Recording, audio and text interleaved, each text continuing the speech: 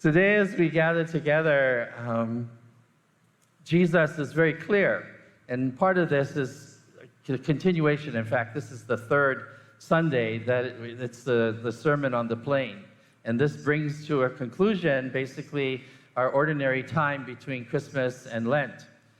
For as you well know, this coming Wednesday is Ash Wednesday, and we begin our 40 days of our Lenten season.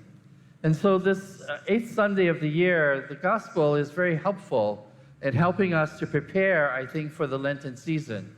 For Lent is a time for us to pause and to do some introspection, to really think about who we are and what we are about as God's people. How are we living our faith?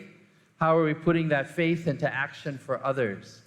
Today, Jesus, in speaking the parables that he speaks, again reminds us that we should take the beam out of our own eye before we help, again, our brother or sister take the splinter out of their own eye. That there are times in our lives that we are blind to what is going on in our lives and in our world. And so Lent is a wonderful time to pause and to reflect upon what kind of blindness do I have, sometimes I'm judgmental, and that's a blindness. Sometimes I am proud, and that's a blindness. Sometimes I am selfish, and that's a blindness. I mean, what is the blindness in my eye that I need to then look at and say, how can I grow and become more and more like Christ each and every day?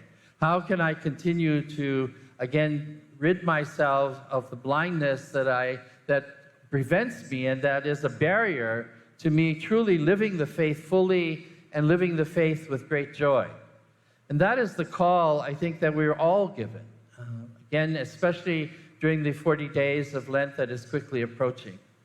Jesus also uses the beautiful image of a tree, and we all know what that's like.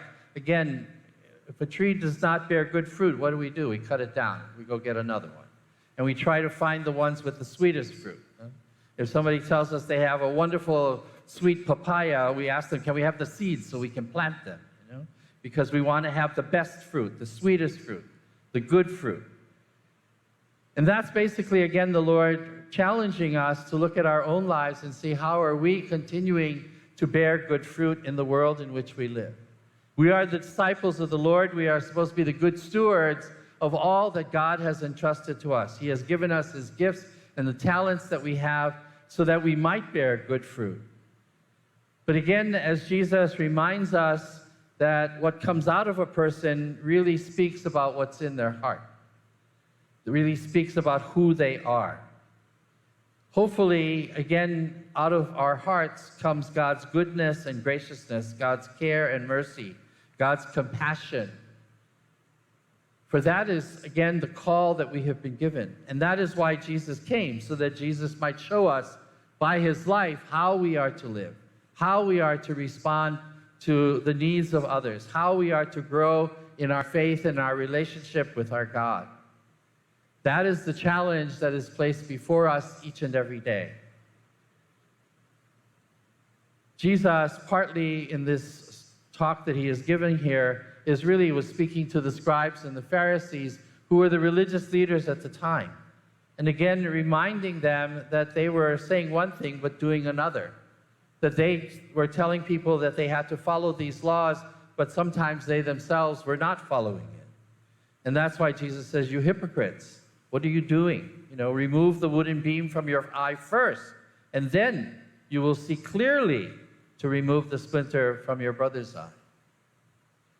That is how we assist and help one another. First of all, knowing ourselves, and again, ridding ourselves of the blindness that we have each and every day, so that we might be able to reach out to our brothers and sisters and help them also on the journey of faith that we are on together. Today, as we come together and as we prepare for the coming Lenten season, we are being challenged again by our God to pause during these 40 days. Again, like anything else, when you lose certain senses, again, the interesting thing about the blind leading the blind, we all know that when people are blind, that their other senses become much keener.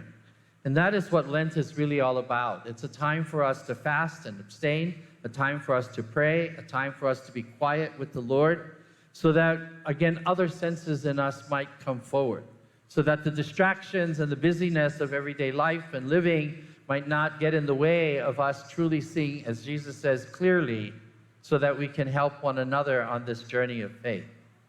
The Lord challenges us again and again to pause during these 40 days of Lent so that we might journey with him to Easter, so that we might truly understand the great gift that God has given us, which is the gift of everlasting life, so that we might again know that we might be with our God forever in his kingdom, that he has conquered sin and death once and for all, so that we too might see more clearly that it is the way of the Lord that we are called to live.